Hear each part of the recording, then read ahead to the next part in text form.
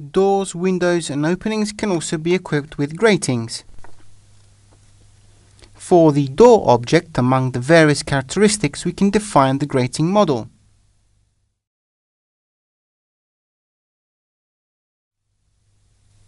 Which can of course be chosen from the catalogue. In fact, we can choose with or without a frame, or even a shaped grating model.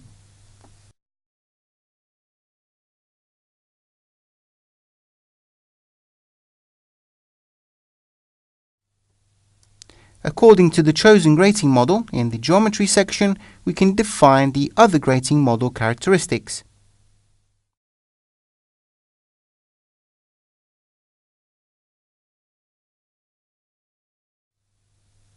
We can also change the grating position, choosing from external, central or internal.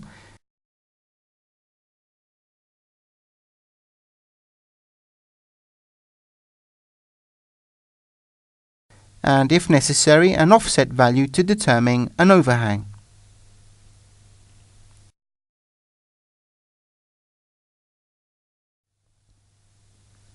We can also customize these overhangs and attachment points, defining lateral offsets, upper or lower, by specifying the number of attachments.